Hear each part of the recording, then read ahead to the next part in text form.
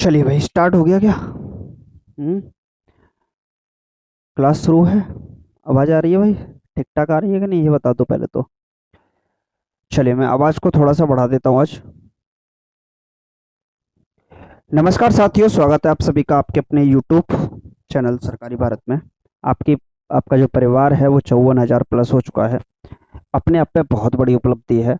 तो मेरे भाई, जो भी सीटेट की तैयारी कर रहे हैं, टीचर बनना चाहते हैं भविष्य में, तो आप लोगों को हमारे साथ जुड़ना, और जुड़कर अगर आप इसका फ़ायदा लेते हैं तो बेहतर भविष्य के लिए और बेहतर चीज़ें सीखने के लिए आपको यहाँ पर जुड़ना होगा।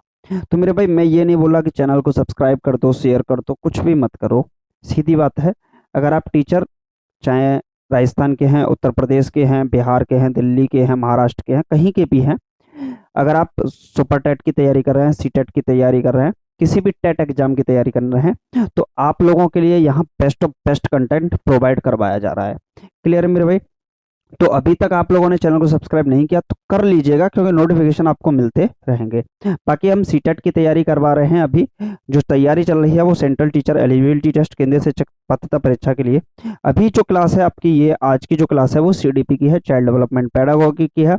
30 क्वेश्चंस यहाँ पर आपसे पूछे जाएंगे। और मेरे भाई, इन 30 के 30 प्रश्नों में से ये मान लीजिए कि 30 आउट ऑफ 30 आप स्कोर कर सकते हो, क्योंकि बहुत आसान सब्जेक्ट है। कुछ चीजें ही हैं, कुछ टॉपिक्स ही हैं, उनको आपको पढ़ना होगा एक बार। तो हम जो प्रीवियस ईयर के क्वेश्चन पेपर्स को सॉल्व करा रहे हैं प्रैक्टिस के थ्रू, जिससे क्या होगा, आपको आपके एग्जामिनेशन में बहुत ज्यादा बेनिफिट मिलेगा। टाइम वेस्ट करने से कोई फायदा नहीं। ये आज की 24 नंबर की क्लास है शायद, तो पिछली जो 23 क्लास है वो प्लेलिस्ट बना के डाल दी गई है, आप लोग वहां से देख लीजिएगा। पहला प्रश्न आपकी स्क्रीन पर है, पढ़ते हैं। बाल विकास में आनुवंशिकता और परिवेश की भूमिका के संबंध में निम्नलिखित में से कौन सा कथन सही है, ये आपसे पूछा गया है। मैं इसको थोड़ा छोटा करके देखता हूँ, ताकि आप लोग इसको पढ़ पाएं और सीख सके। बाल विकास में आनुवंशिकता और परिवेश की भूमिका के संबंध में निम्नलिखित में से कौन सा कथन सही है? आनुवंशिकता और परिवेश के बारे में बात की गई है। देखिए, जो लेब बैगोस्की हैं, इन्होंने बात की गई थी कि बच्चा जो सीखता है तो वो सामाजिक सांस्कृतिक पृष्ठभूमि से सीखता है, समाज के द्वारा सीखता है, सोसाइटी के द्वारा सीखता है, और प्राथमिक और द्वितीयक जो संस्थाएं होती हैं उसका बहुत महत्वपूर्ण योगदान होता है बच्चे के विकास में। एक वुडवर्थ साहब हैं, वुडवर्थ, और ये जो वुडवर्थ साहब हैं ये कौन थे? व्यवहारवादी थे, बिवरिस्टिक थे मेरे भाई, व्यवहारवादी। ठीक है, तो इसको थोड़ा सा पढ़ लीजिएगा। और इन्होंने बोला था कि जो डेवलपमेंट होता है वो आपका हेरिडिटरी एंड एनवायरनमेंट के मल्टीपल के बराबर होता है। कहने का मतलब क्या है मेरे भाई? तो जो विकास होता है, विकास जो होता है, विकास विकास विकास, राजू का छोटा भाई विकास, जो विकास होता है वो आनुवंशिकता आनुवंशिकता और वातावरण का गुणनफल होता है। क्लियर है? तो आनुवंशिकता और वातावरण का गुणनफल क्या कहलाता है? विकास कहलाता है। आनुवंशिकता और वातावरण का संयोग ही विकास कहलाता है। आनुवंशिकता और वातावरण की अंतः क्रिया ही क्या कहलाती है? विकास कहलाती है। तो ये एक दूसरे से प्रभावशाली भी होते हैं, एक दूसरे से संबंधित भी होते हैं। क्लियर है मेरे भाई? अब यहाँ पर एक एक करके सारी की सारी चीजों को समझ लेते हैं, देख लेते हैं। देखिए, यहाँ पर है, परिवेश की भूमिका निश्चित होती है जबकि आनुवंशिकता प्रभाव को बदला जा सकता है। देखिए, किसी की भी भूमिका निश्चित नहीं होती, ये भूमिकाएं जो होती हैं वो फ्लेक्सिबिलिटी होती है, फ्लेक्सिबल होती हैं। आनुवंशिकता की भूमिका निश्चित होती है, आप किसी को भी निश्चित ना करिएगा भाई मेरे। जबकि परिवेशी भूमिकाओं का प्रभाव न्यूनतम होता है, अधिकतम होता है, कभी भी बोले आप गलत ही ठहराइएगा। आनुवंशिकता और परिवेश दोनों की भूमिका निश्चित होती है और इसे बदला नहीं जा सकता। विकास के विभिन्न क्षेत्रों में आनुवंशिकता और परिवेश के सापेक्ष प्रभाव अलग अलग होते हैं। विकास के विभिन्न क्षेत्रों में आनुवंशिकता और परिवेश के प्रभाव अलग अलग होते हैं। कभी भी आप दोनों के अंतर्गत तुलना करने की कोशिश ना कीजिएगा कि ये कम होता है, ये अधिक होता है, ये स्थिर होता है, ये निश्चित होता है। ऐसा करने की कोशिश मत कीजिएगा। दोनों की अंतः क्रिया से ही विकास होता है। ठीक है, तो बाल का विकास जो होता है वो आनुवंशिकता और परिवेश की अंतः क्रिया से होता है। आप इस पर फोकस कीजिएगा, ना कि इन चीजों पर। क्लियर है मेरे भाई? तो फोर्थ ऑप्शन आपका राइट हो जाएगा। चलिए, नेक्स्ट क्वेश्चन की ओर चलते हैं। और अगला प्रश्न आपकी स्क्रीन पर है, लगाइए क्या होगा आंसर। कमेंट बॉक्स में लिखा करिए यार, तुम लोग लिखते नहीं हो। बाल विकास के चरणों के संदर्भ में 2 से 6 वर्ष की अवस्था को क्या कहा जाता है? चलिए भाई, बहुत अच्छी बात है, ये प्रश्न पूछा गया है। तो यहाँ पर अगर हम बात करें प्रारंभिक बाल अवस्था की, तो ये जो होती है, सॉरी, शेषवावस्था की बात करें तो 0 से 2 वर्ष तक की जो अवस्था होती है इसको हम शेषवावस्था कहते हैं। इसको हम, जीन पियाजे साहब ने इंद्रिय गामक अवस्था भी इसको कहा था, सेंसरी मोटर स्टेज भी इनको इसको बोला था, या गामक अवस्था भी इसको हम बोल देते हैं। इसके बाद बात करें मेरे भाई प्रारंभिक बाल्यावस्था, तो 2 से 6 वर्ष की जो अवस्था होती है, कभी कभी 7 भी दे रखा है किसी किसी बुक में, तो 2 से 6 वर्ष की जो अवस्था होती है उसे हम प्रारंभिक बाल्यावस्था कहते हैं।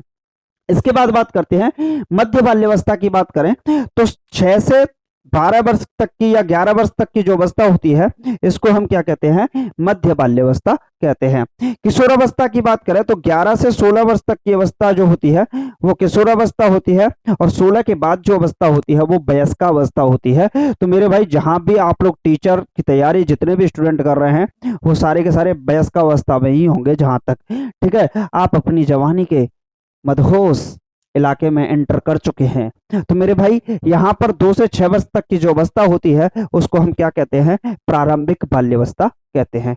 क्लियर है? अब ये तो आसान है, इस वजह से लगा दिया आप लोगों ने, इसको लगाइए भाई। ये है आपके लिए जबरदस्त प्रश्न, और 100% पूछा जाने वाला प्रश्न। एग्जामिनेशन के अंतर्गत यहां से क्वेश्चन ना आए ऐसा हो ही नहीं सकता। 100% एक क्वेश्चन ये मिलता ही मिलता है। चलिए भाई, लगाइए क्या होगा। विकास के कौन से सिद्धांत के अनुसार गामक विकास शरीर के मध्य से शरीर के बाहर की ओर होता है? चलिए, मनुष्य मेरे से बन तो नहीं सकता, लेकिन हम एक टार्जन मोटरसाइकिल बना सकते हैं ऐसे करके, ठीक है भाई, ऐसे करके, ठीक है, और ऐसे करके, ऐसे, ठीक है।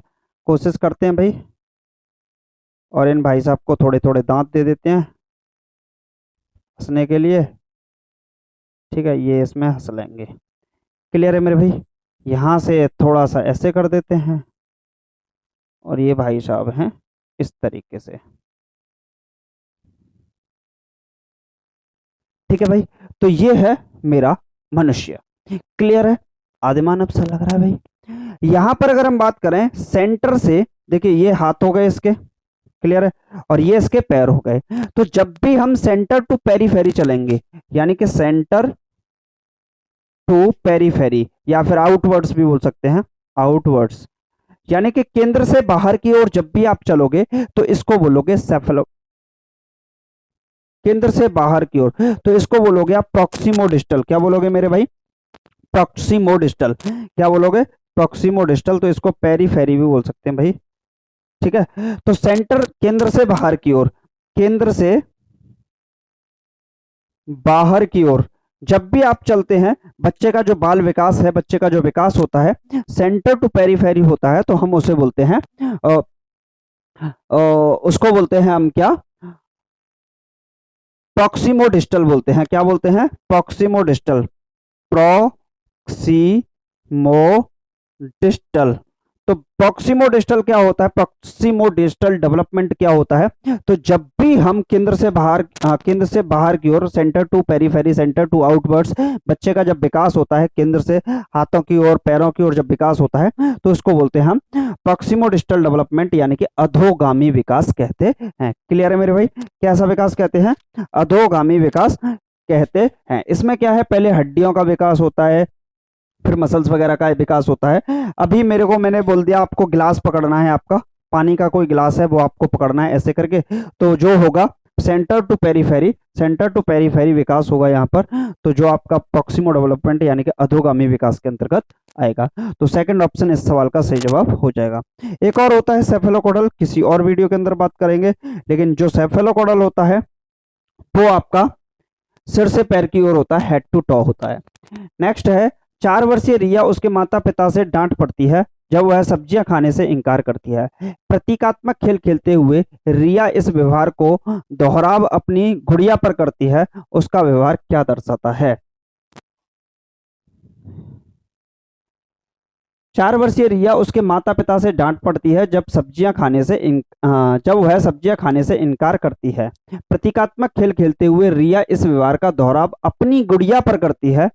उसका यह व्यवहार क्या दर्शाता है? देखिए, प्राथमिक और द्वितीयक संस्था की बात करें, प्राथमिक समाजीकरण की बात करें, द्वितीयक समाजीकरण की बात करें, तो जब भी हम परिवार की बात करते हैं, परिवार की अगर हम बात करें या फिर आस पड़ोस की अगर हम बात करते हैं, आस पड़ोस की बात करते हैं, तो ये आपका किसके अंतर्गत आता है मेरे भाई? प्राथमिक संस्था के अंतर्गत आता है, प्राइमरी सोशलाइजेशन के अंतर्गत आता है।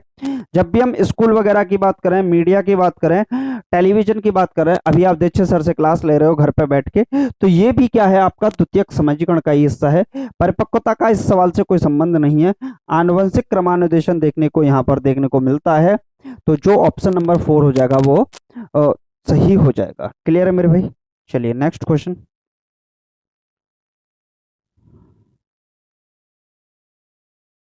क्लियर है मेरे भाई? चलिए नेक्स्ट क्वेश्चन देख लेते हैं। अनीता ने रश्मि की कलम ले लिया और प्रतिरोध में रश्मि ने अनीता का भोजन खा लिया। पूजा यह सब देख रही थी, किंतु उसने अध्यापिका को सूचित नहीं किया क्योंकि दोनों एक दूसरे से बदला ले लिया था। लॉरेंस कोइलबर्ग के अनुसार पूजा नैतिक विकास की कौन सी अवस्था पर है? अच्छा लड़का अच्छी लड़की नहीं है, सामाजिक व्यवस्था बनाए रखना, दंड एवं नहीं है, यांत्रिक उद्देश्य नहीं है, दंड एवं आज्ञा पालन, सॉरी ये नहीं होगा, यांत्रिक उद्देश्य वाला होगा, ये भी नहीं होगा। यहाँ पर लॉरेंस कोइलबर्ग की बात करें तो इन्होंने नैतिक विकास का सिद्धांत दिया था। कुल मिलाकर 3 चरणों की बात की थी। इन 3 चरणों के दो चरण मिला के 6 उपचरण भी इनके द्वारा बताए गए थे। तो मैंने इसकी वीडियो डाल दी है, आप लोग चैनल पर जाकर देख लीजिए, टाइम वेस्ट करने से कोई फायदा नहीं है। जीन पियाजे के अनुसार बच्चों के संरक्षण संबंधी समस्याओं का समाधान निकालने के लिए योग्यता तार्किक किन आधारभूत पहलुओं पर निर्भर करती है?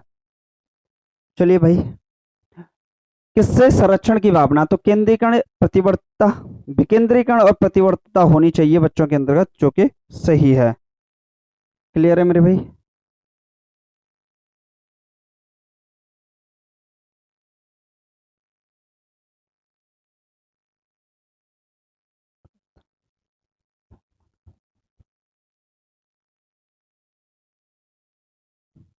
चलिए, तो आज की वीडियो में सिर्फ इतना ही करते हैं। 6 क्वेश्चन करे हमने, कुछ मेरे को थोड़ा सा काम है, उस वजह से क्लास थोड़ी बड़ी नहीं हो पाएगी, माफ़ कीजिएगा। लेकिन अभी तक आप लोगों ने चैनल को सब्सक्राइब नहीं किया है तो चैनल को सब्सक्राइब कर दीजिएगा और इस वीडियो को अपने साथियों के साथ ज़रूर शेयर कीजिएगा।